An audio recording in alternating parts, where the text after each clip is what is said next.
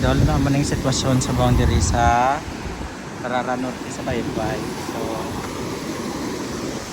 natalaguban yung cottage. Nakarabag up. Pao, uproot eh. Maduro kang ikaw yun. Makarat ka sa ako. Ang dagot. Dami daad yung utangan. Diyan kang pan. Kang daig man mo. Oh, tugaplak. Ang dahil sa bagyong Inday oh. Nag-update. So kung butangan natin sa Inday areas.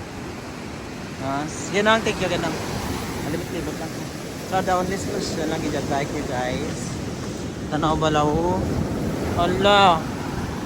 Ano siya? Ano paluoy? Gali ng mga tao dito. Naab-ab na mo. Malayo paluoy. Wala sa may nanot eh. Masumat ako na. So, kadlag ko kabalod. Kadalag ko kabalod dito. So, anong solusyon di? Dapat butangan ka dike, di ba? For the flood control. Pareho to sa Tanpael. O, ti kamusta? Wala pa man dan. O, naanod na gani. O, na-uprooted ang mga kahoy. Ay, okay lang ka mo da? So kinapangayo sa mga pamuluyo diri sa Parara Norte nga butangan sila sang dike para kada tuig di sila makadto sa ang baha kag storm surge diri sa coastal area kang Parara. Wala ko nagayo gid ang taga Parara mag-vlog ako di ay tanaway. Long building. Uy. Ano yung building nagbaba na gani o kang last year. Matabok mata ko. Matabok eh siyempre for the vlogs. Ang balay di nalukan ng huna ano gani yan guys kaluoy na mga tao nga building balay ko pa siguro guys diri kita subong sa Parara maning suba sa Parara diri kita sa Parara Bridge kay tanawon nato ng sitwasyon sang suba makatusudan kagang ila diri nga day sa ilang flood control. So muna di ang area sang Parara Norte. Ay may bagyong Inday. Today is July 12, Sunday.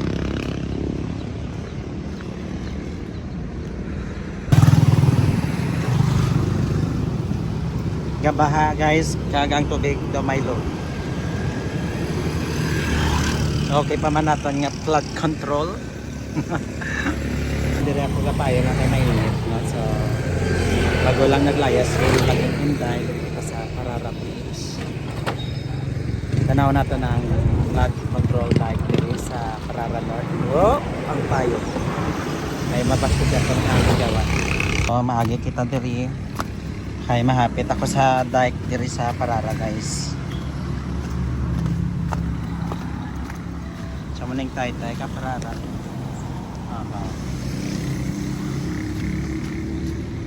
Mayo man kay may dike ni para sa flood control para mga balay diri sa lowland areas maproteksyonan nga hindi sila mabaha. Hindi manod ang ila balay no. May mga pamalay diri kundi safe sanda. Just like that. Kaya hindi sila mabahaan kay may dike diri sa kilid. So kagapon naglaya si bagyong Inday. Kagamo na ni subong resulta sa impact nga nagbaha. Sa suba siguro nagtaas din siguro ang tubig no. Tumayo kay may dike. Kag ito na sa guys so bye-bye na da. So ang tubig halin sa suba pakato sa baybay muna siya. So maagi kita diri sa dike.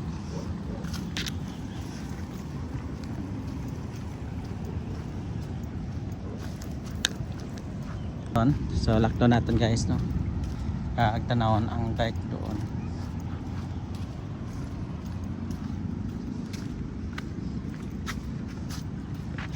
King tour lang ako diri sa dike diri sa Parara no. This is Passion Dream. Like and share mga idol. Maingaga.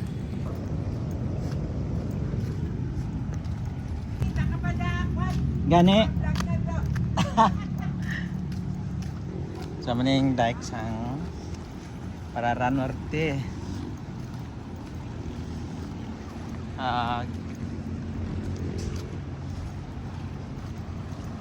Anong sitwasyon tos punta man? Tanaw naton karon pero hindi ako urok tabo kay dalom tubig.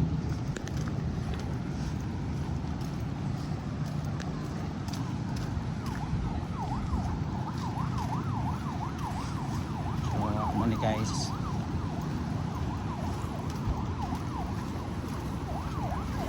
So may pampo. Yan ako pa dyan maagi man. Urat tak aragyan kundi manawag ta.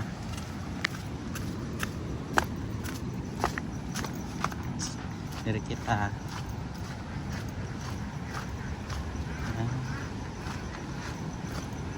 So ning sitwasyon sa boundary sa Pararan Norte.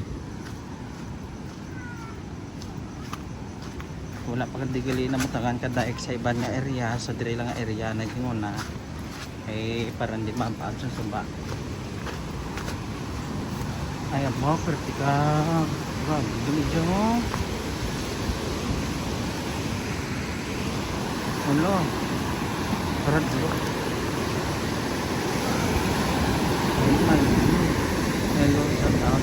Wala, nagugba na, tigal ito. Anong sitwasyon sa boundary sa Pararan Norte sa Baybay. So, natalaguba ng cottage. Nakarap up wow, uprooted ano ang gamot ang pan roots sa niyog naguba ng cottage sila o duro kang ikaw yun makarat roots ang gamot dami daat yung butangan dyan kang pan kang daik man mo diri-diri lang area o daik kay hindi man pwede nga man-dike kag ito kay wala lutsan ang tubig suba kadto sa Baybay. Diri dato ibutangan man taad ka dike diri sa Pararan Norte. Good.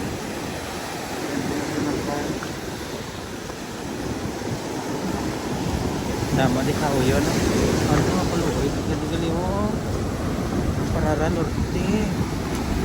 Shout out sa taga Pararan Norte. Amula ning bag ang gina-support nila guba ng balay.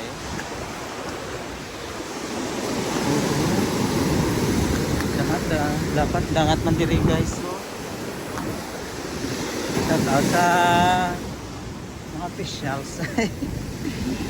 Nami dati oy butangan niya sa ano sang dike man bawo kaluoy banting mga tao sa lulan area. So guba ta ka cottage so. Oh, tugaplak. Ang dahil sa bagyong Inday oh. Nag-update. So kung butangan natin sang day, pareho to sa Tanpail, at to diri namin daan. Nagkaratong pa mga kahoy na urat dike dito sa Pararan no. Manong, namin dadya butangan ka dike no. Kaya gito lang sa Tanpail nga area.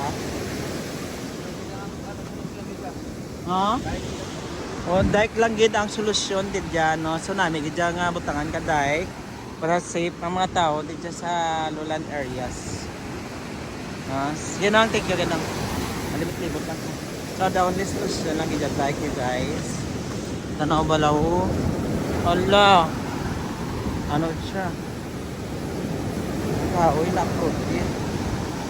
Ano paluoy gali ng mga tao dito? Naab-ab na mo, malayo paluoy man. Wala sa may nanot eh. Masumat ako na. So, adlag ko kabalod. Kadalag ko kabalod dito. Oh? Hello. So, damage nyo. Look at that. Sa pambutangan natin kataik tani for the flood control. Ano ma'am, bal mo dapat butangan nga din sa flood control no? Nga dike. Namidad ko magutakan ka dahil para di mabaa din, no? Kagito lang hasta sa Tanpael. Kamusta ka muna, nang? So, anong solusyon, di? Dapat butangan ka dahil, di ba? For the flood control. Pareho to sa Tanpael. O, di kamusta? Wala pa mandan. O, naanod na gani. O, na-uprooted ang mga kahoy. Ay, okay lang ka mo da? Okay lang ka mo da? Ay, may nag-request ako nga i-vlog ko ng Parara. Good morning. Shout out. Oh. Eh pangako tay ka baras kag bato kay para lang nga isagang diri nanda para di maabang ila nga area.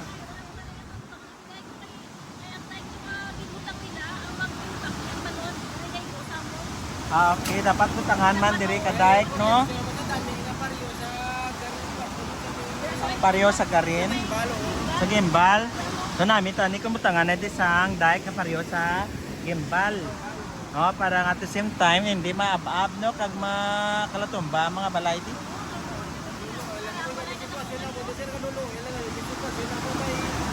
Kada tuig may kuan may bagyo. Affected jud kamo sang bagyo kag storm surge. Ay permi kamo ba kan nagakalaguba balay nyo? Oh, natumba na kanining yogo. Ano nga tanom diyan? Ha? Ha? Oh, ang talisay ito mga talisay ito gani so nano oh, lukaron ay wala dahil tani pa projectan flood control project at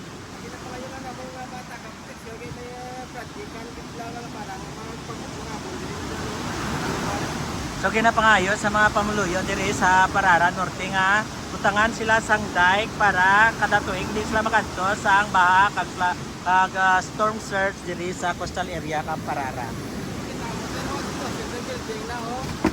Yes. Sang last year na oh. Maning building sang last year guba na.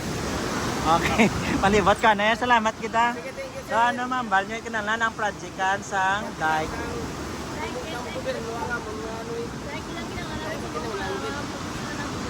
So kapangayon sila diri sang dike sa flood control dike para safe sa datanan kag hindi maguba ang dangap properties kag area diri kay kadelikado. Mayo kay wala pa man sa may nanod. Wala pa man pero nanod ron mga talisay. Ang balay kag karagubaron. Okay, salamat gid manang. Okay, kay nag-request ako mga fans nga i-vlog ko na ang Parara kay gito lang ang vlog. Thank you gida. Shout out. Oh, Diyos ko guys. Tinala ko nagayo ginang taga Parara mag-vlog ako di ay tanaway. Long building. Uy. Ano yung building naguba na gani o kang last year.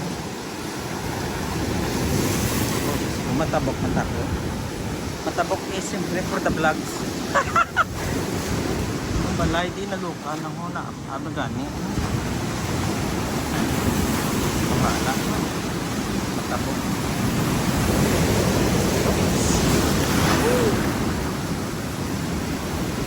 Oh, dapat may dike dito guys. Manong, kamusta? Namin dahil ko may dike dyan, no? Gusto nyo man may dike ka mo dire?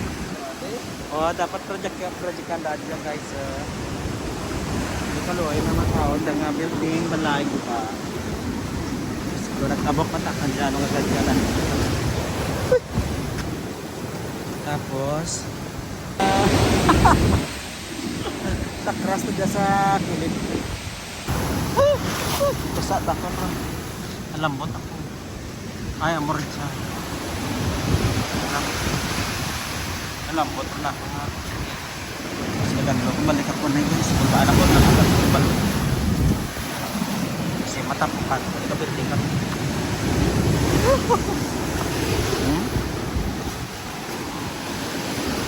Strong sa current sa tubig. Kuba na ni balay ang buildingan ni. Isang last year pa.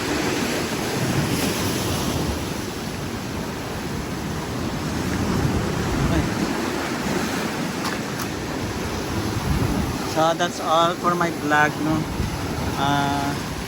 Ginayo git sang taga Parara diri sa Bawa.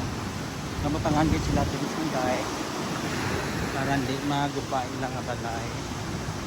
Haluoy man. Amalan ning sinako sa ako nga baras kag mga bato-bato nga gimbutang nila para hindi maabab. To prevent. Sa diri lang area no.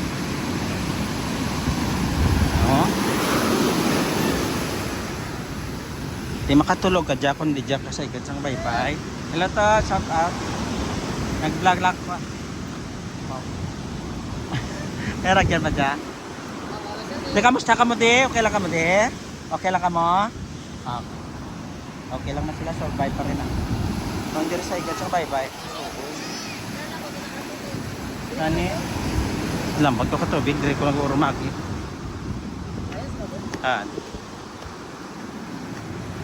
Yon. So wala pang flood control directory sa area sa Parara. Sa diri nga area sa namin dahil kung pabutangan. Ako din sa pagtulo namin kung pabutangan pareho sa dahil dito sa Kimpal. Huwag namin kitnan. Hoping na mabulikan kita mga tao din ng kaluloy na mga tao. Pinakulbaan sila nga basi ko. Ito nga gabi, lamano, di labalayaw. So, the best ka solution is pabutangan ka dahil diri sa Parara North. Shout out sa taga Parara North, like and share. And like and share this video guys. Para dyan sa kanina. Kabay nga mapaprojectan diri nga area para hindi ka mo mabaan, magubaan yung balay. Safe ka mo Carmen. Nailagan ni cottage sa kubaro no. Wala karakura ko kaya. Ning balay ni guba na man. Grabe na nagkanto.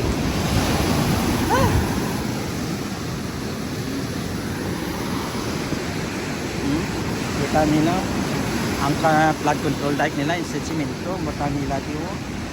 Sinako-sako lang nga paras kaglambat na kawayan. Somehow to prevent pero hindi kiniya inapag hindi kini kakapugong ay grabe na ng balod especially kung magbaha kag may bagyo pala kita mo dami sila nito mga kahoy tumbang yung cottage kakala ko ba o kakalano dani kaning sako-sako nila yung ano nga baras ha nagapangaway na lang sila di sa mga nadapya nga mga kahoyan kaya ako kahoy di ko free ka mo sa kahoy umpisa na ka mamurot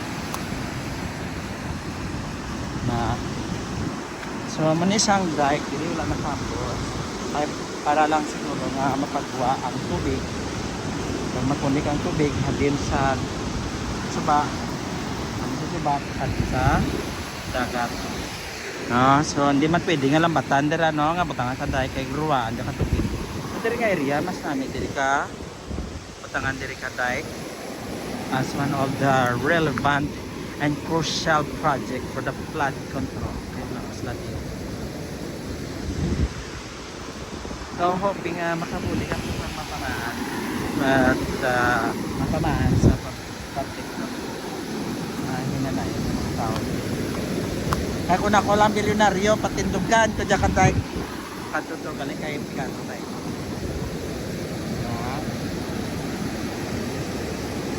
dapat kinasecure gid ang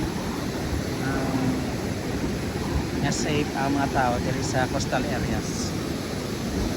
For now guys, vlogging balas ko na po pakainit.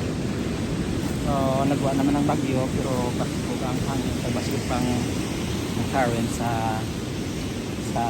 tubig dagat. So may ngagas naman. Thanks for watching. Ako ngito sa igad sang baybay akong balay ito nga mo to kadlag ko ang bandod bagkulbaan kita kan magturog. Kay basim la magturog ko galutaw ng balay gusto nga dagat. Shout out guys. God bless everyone. Dad kung continue ang dike doon kung may pundo, no, hoping as much as possible mabutangan sila sang dike. Yes, to secure the safety of the people as well, and mga buhi man sila sang malinog lang matawhay man diri na safe.